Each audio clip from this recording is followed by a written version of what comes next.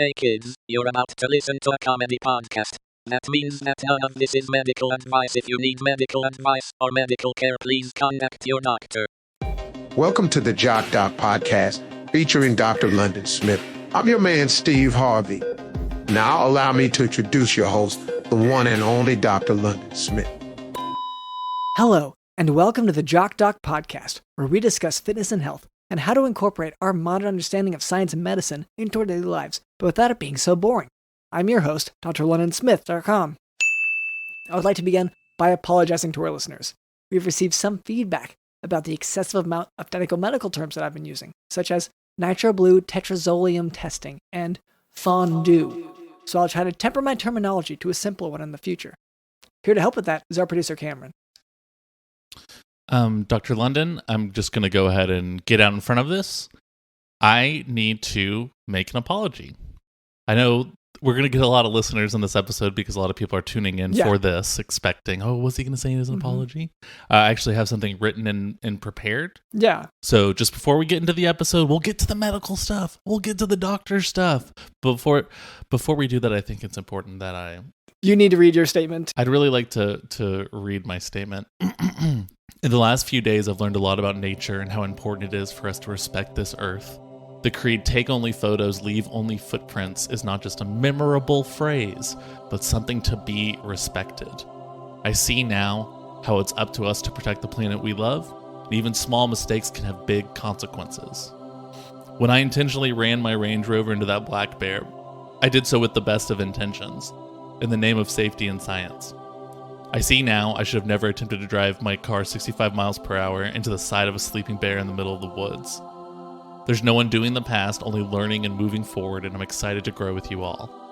I will be going to nature rehab for 3 weeks to learn about the reasons why I'm getting in my car, slamming my foot down on the gas pedal, and whacking it into the side of an innocent bear while 3 a.m. by Matchbox 20 played in an unbearably loud volume is wrong. And unbearable is not a pun. There's just no other way to describe the volume. Thank you and peace. Wow, that's really good. Okay, I feel like we're ahead of this. We are safely ahead of this.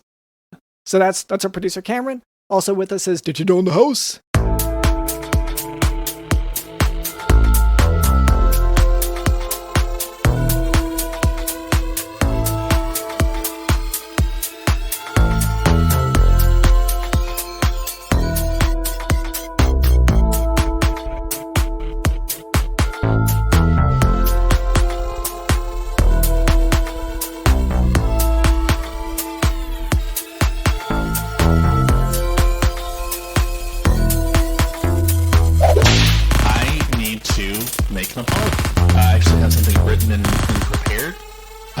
To read my statement.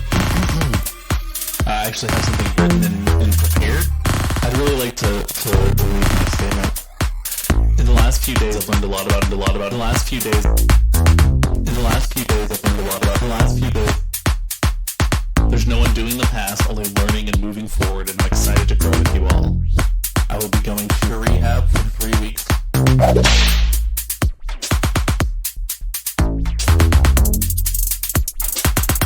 And later, we decided this week that we're going to be giving a few tips. We're giving tips on emergency spring preparedness. But before we move on, I would like to address a bit of listener feedback. For a long time, our listener demographic was primarily composed of lazy, good-for-nothing, self-made millionaires who came to the country with little more than 2 nickels to rub together. We tried to cater to them so much that we were neglecting the many bot accounts that download our podcast. So, Cameron, would you ask the electric tie rack for listener feedback? Yes. Let's see. Hello, Jock podcast hosts. I am an evil AI robot, and I have a question for you. Why do you think humans find improv comedy so funny? Is it because they enjoy seeing other people fail? Is it because they enjoy watching people make fools of themselves? Is it because they enjoy seeing people put themselves in uncomfortable situations? Whatever the reason may be, I find it fascinating that humans find improv comedy so amusing. Thank you for your time, and I look forward to hearing your thoughts on this matter. Wow. Great question. My immediate response to that is I don't know what that is. Yeah, no, I also like that. That was also my point of contention as well. And the series of questions were all based on the one question of yes that wasn't even asked. Do humans like improv comedy? And I don't know what that. I mean, Dr. Lennon, I guess from a medical perspective, could you explain why someone might want to make a huge fool of themselves and might embarrass themselves and people mock them? Is that? Yeah, well, it's okay. Is that lack of love in their life, or I mean, not enough attention, so they're sort of desperate for just anyone to acknowledge that they exist? Well, it's not that, but like. Short answer to this listener. Yeah, you would only do improv if you want to embarrass yourselves and because you have sort of a hole in your life and sort of people, you need people to sort of be like, oh, this is what you think is funny. This is what you want to do. This is, oh, okay. Wow, yeah. Cool. But you're so desperate for attention that it doesn't matter. Just the fact that they're acknowledging that you tried something. Yeah, that you say, I've been doing this for this many years. Yeah. And they're like, really? You just keep doing it? Yeah. Yeah. Hope that answers your question. Now for today's medical topic, anterior cerebral artery stroke, or ACA stroke. Stroke is the third most common cause of death in the United States, but it's often reversible. People like you, listener, just have to be able to identify it.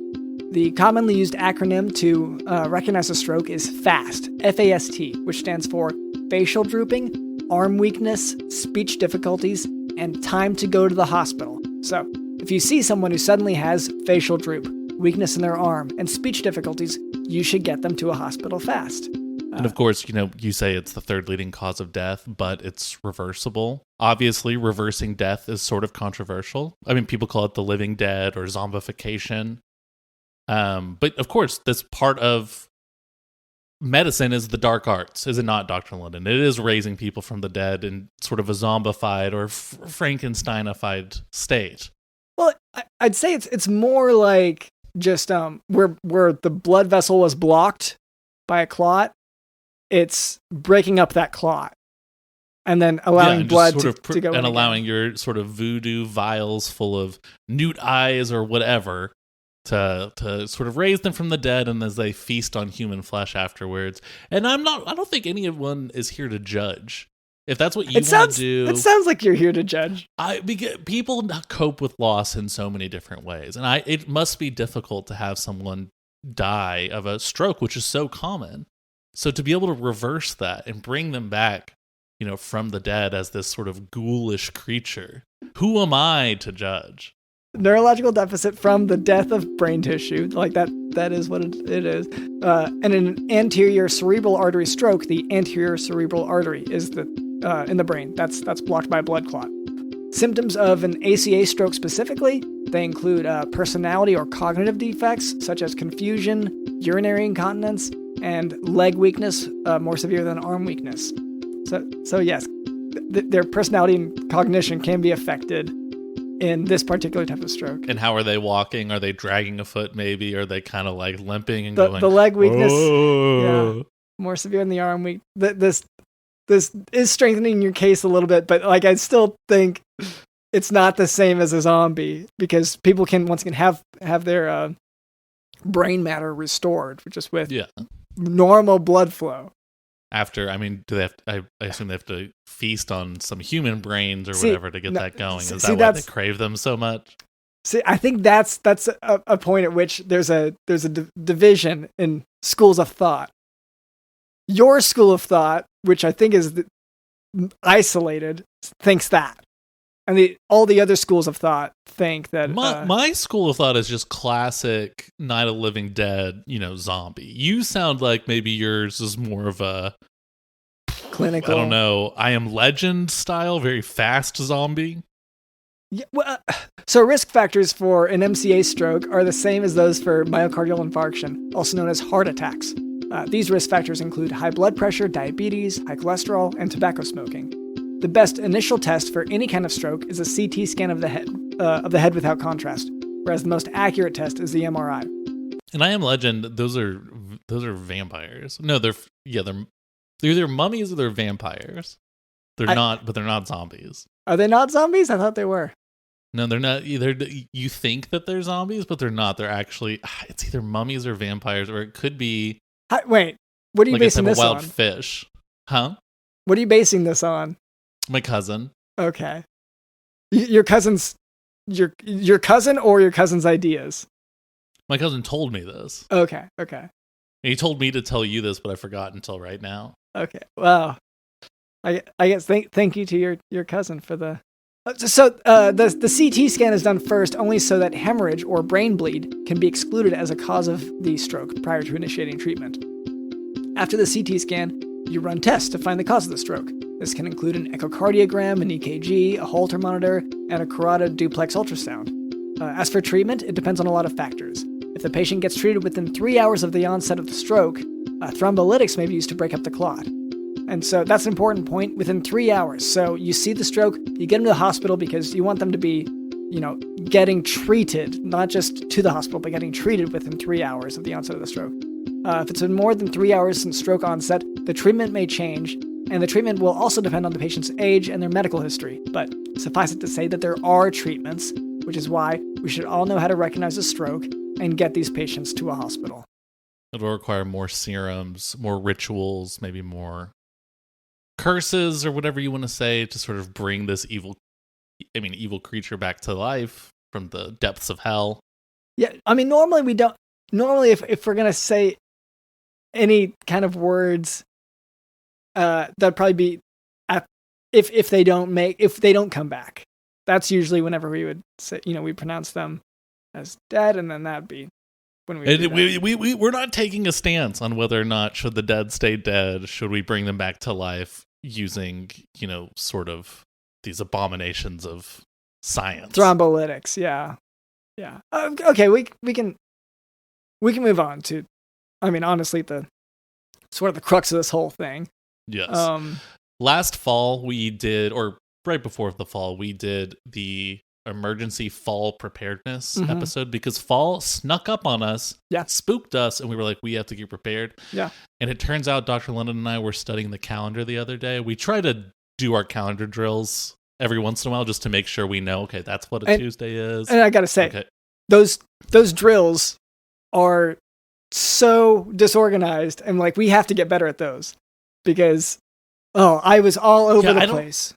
I don't know where DJ Dillon is getting these calendars, but the numbers seem way out of place from what I'm used to. I'm not even used to. Well, maybe that's because we all go in there, the whole team really. Yeah. And so we all go in, and then you start pointing things out like I recognize that number in that one, and I'm lost right from the get go because I don't recognize these numbers. Well, I'm just thinking I don't think Smooch is a month. I really don't remember Smooch ever being anything. I've never heard that. If it's not a month, then it says that's when my birthday is, and I just really think I would remember if my birthday was in the month of Smooch. Well, Smooch month. That's your birthday month. Yeah. Oh, so it's just saying this nameless month then is just my Smooch month for me. It just sounds like you haven't been listening to the drills, which is obviously an issue that we've been having. Yeah, all this to say, spring has caught up to us. I think it's sprung on us, basically. And so we have to have another emergency episode. This is, it's a difficult time in all of our lives, and we gotta prepare. This is the time, because people talk about seasonal affective disorder, and no season is known for having a greater effect in just driving someone down to the depths of depression than springtime. Absolutely, because once the sun starts coming out at an earlier hour, so suddenly, it starts burning your skin when sunlight hits your skin. You know when sunlight touches your skin and it starts burning? Yes, I've read about this. And it's like you try to run into a neighbor's house, but then they have garlic everywhere and whatever, and then that starts burning as well, and it's just this whole situation. This is why you have to be prepared with multiple layers of clothing. Now, you might be thinking, isn't the weather warming up? Isn't it getting hotter? And to which I say, you shouldn't even be able to feel what the weather is like outside with the amount of layers you have on. Yeah. You should, with the amount of layers you have on, what you should be thinking about is like, it's so hot in here. You should be concerned about getting from point A to point B because it is going to be very difficult. You should not even be thinking about like how hot it is or cold it is or whatever. Yeah. Outside weather is irrelevant. You should just know that you're dealing with the weather that you create. That's where your focus should be. And it should be overwhelmingly hot and just awful and humid. And it shouldn't be comfortable. It's springtime. Spring is famous for uncomfortable clothing, heavy clothing. Yes. And social gatherings, you want to avoid those.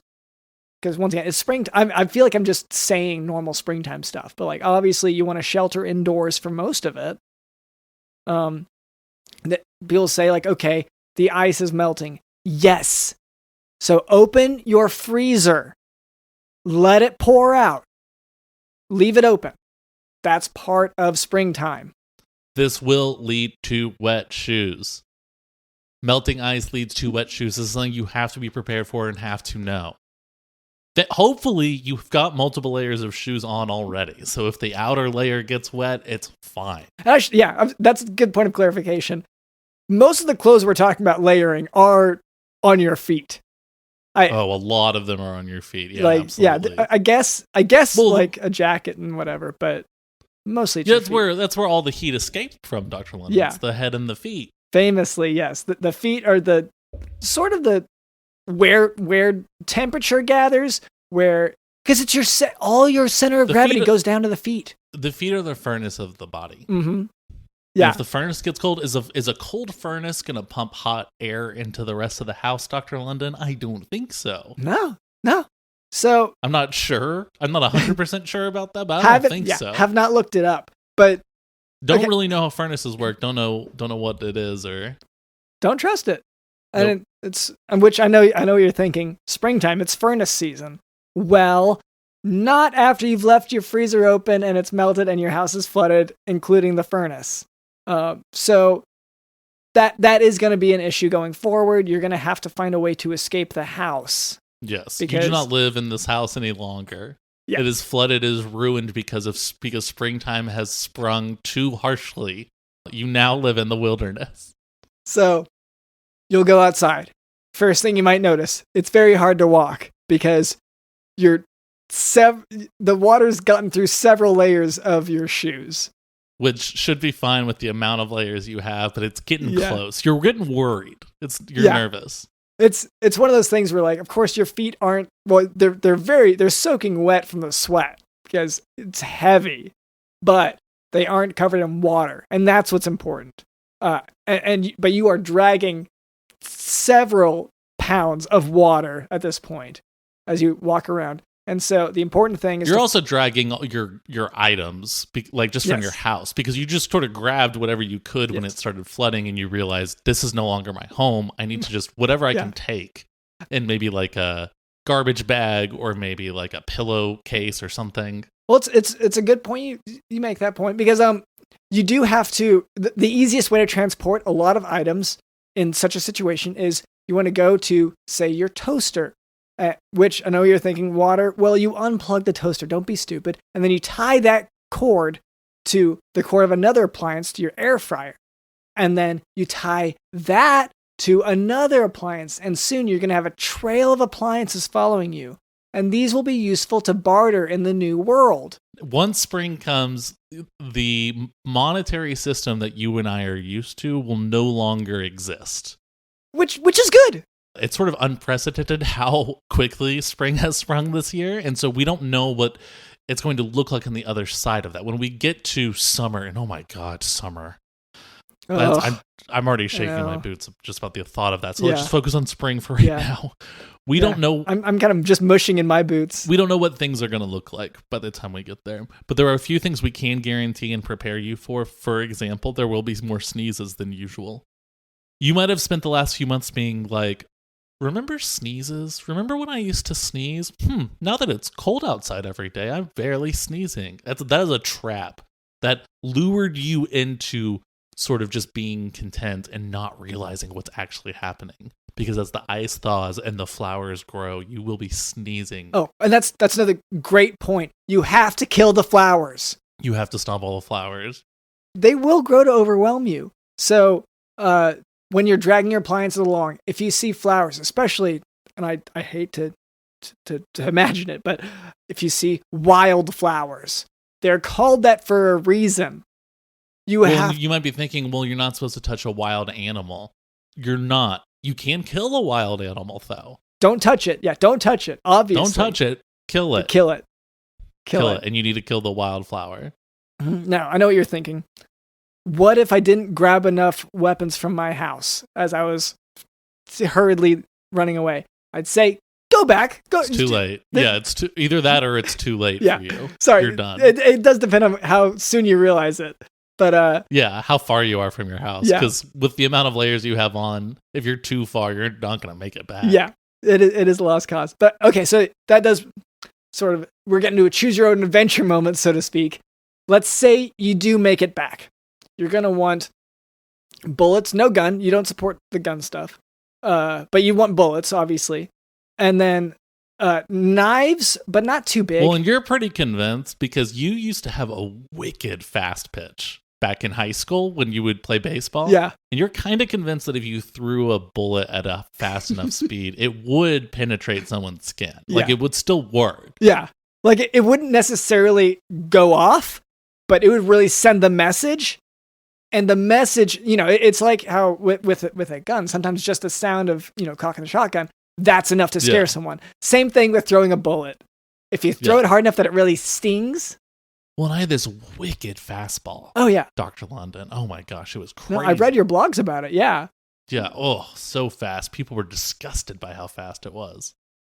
So now, while you're wandering around the woods, you might notice a lot of other people that you hadn't seen in the cold months are now emerging from their hibernation period. And those people, you'd be like, well, the sun can touch their skin without it burning. Why are they wearing, tank tops?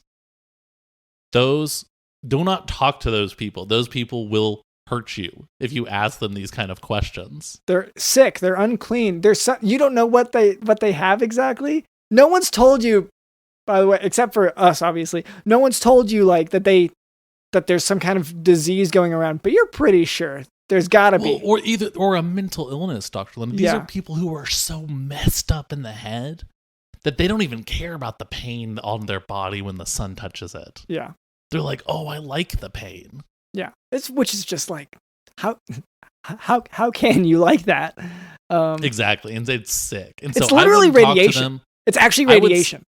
I would say I would consider it sort of the same as the wildflowers, which is don't touch them. But if you need to kill them without touching them and you can figure out a way to do that, do it. Yeah, which once again, it's if you can throw a really fast pitch, then you've got the bullet. Hopefully you have the bullets. And if not that, then you're going to have to learn to, by the way, you are going to have time going forward. You're going to have to learn to throw the pocket knife you brought. And I guess we should run through the scenario. If you don't have any weapon at all, you're going to have to carve down your appliances into a weapon using each other. You're going to sand them down with each other until your toaster, your air fryer, ideally, is pointed enough to be thrown. Yeah, you're sort of shaving it down. And it's important to remember you do have all these appliances, but it's such a long line of appliances that leads back to the house. It has caught fire and it's sort of slowly creeping up on you at this point. You're trying to outrun the fire, refusing to let go of your appliances. Yeah. Well, because they're all you have now. They're all you have. And so whatever ones you have left, whichever ones haven't caught on fire yet, you want to sort of whittle them down into either a pointy spear, or if you could whittle it into a bomb or something explosive, that would be fantastic. That would honestly do way more.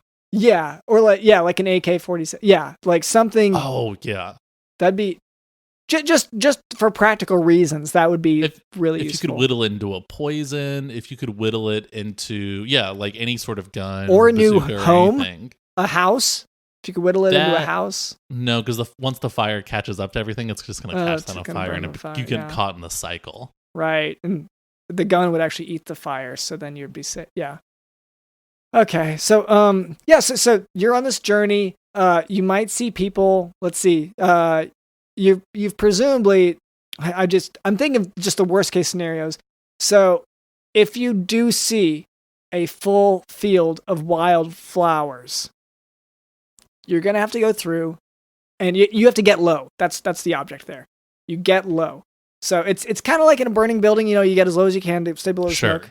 With the flowers, you're gonna want to go one by one. Cut it off. Just cut it off under the flower. So just at the stem. Stem is a scientific word for it. The green stick part.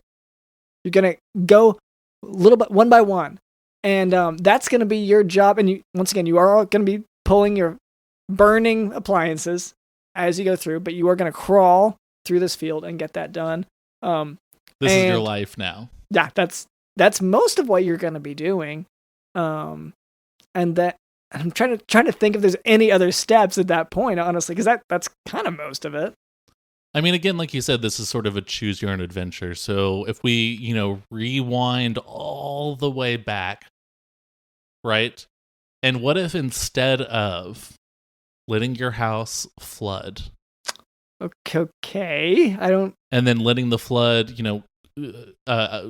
shock something that was still plugged in, start a fire, and start spreading down. Instead of that, just catch your house on fire immediately. Let's do it today. To prepare for spring. Okay. Now, you don't have to escape into the woods. You can live on the burning ashes of your home. That would be simpler. Okay. And then you don't have to And it would also, the burning ashes would counteract the melting ice on the ground. Because, fire versus ice. Yeah. And so then it would even out. Now you've got a perfectly good slab to live off of. And so if you're living on a slab of ashes, what are some spring fashion trends for this year, Dr. London? Well, first thing, and this is what I do every time this happens to me, I roll around. Rolling around, collect those ashes. They can spread out. The wind can come and they can blow some of them away. You want to collect those ashes. So it also helps if you happen to be mourning at the time. That's actually the traditional fashion trend for mourning is ashes on your head. So and this is also great for protecting yourself from the sun. Like this is like elephants covering themselves in mud. Yes. You're protecting your skin, so you don't need all the layers and layers and layers of clothing if you go this route because you're already covered in, regrettably, what is essentially, not black face if it's the whole body, right? You're going to get fired from your job. Your friends and family are no longer going to talk to you. When you Google your name, this is going to be what it is. So this is your life now as sort of a homeless, racist vagrant. Yeah, and you will. That is a good point. You are going to become racist from this experience. Well, you can't help it at that point. Yeah, you're that committed. I'd say that is a good point of contrast though. Whenever you are cutting off the wildflowers in the other scenario where you've made it out, you don't have to be racist there. And you also get to keep your job there. So just to clarify those 2 points, once again, this is choose your own adventure. It's hard to say which one's better because one of them, you have a really nice slab, but you do become a racist and you lose your job over it. I should say there is another option. Go to bed. Once again, choose your own adventure. You can just go to bed. Yes. People invest a lot when springtime comes around. They invest a lot in popsicles. Oh my gosh. Yeah. Popsicles don't last. No. That is a fleeting feeling, Dr. London. You might think in this moment, oh, this is fun. That popsicle's not going to last, honey. Yeah. I invested in popsicles. You know about what happened to me. My big blunder. I bought 6 tons. I take part of the blame for that because you were only going to get 4 tons, and I said, well, why not just get the even 6? Because there was a discount, there was a price break around 5.5, and I thought just round it up. Anyway. Yeah. Well, from your dealer, yeah. So, I So yeah, your dealer did ship it over. And so I had them sitting there in my backyard. And I was like, great. If I'm ever like feeling warm, I can go and have a popsicle. And the whole thing, literally the next day, I got up around 3 p.m., walked outside, and all that was left was a big puddle. And sticks, a bunch of sticks. And sticks as well, yes. And just the whole yard, just a puddle.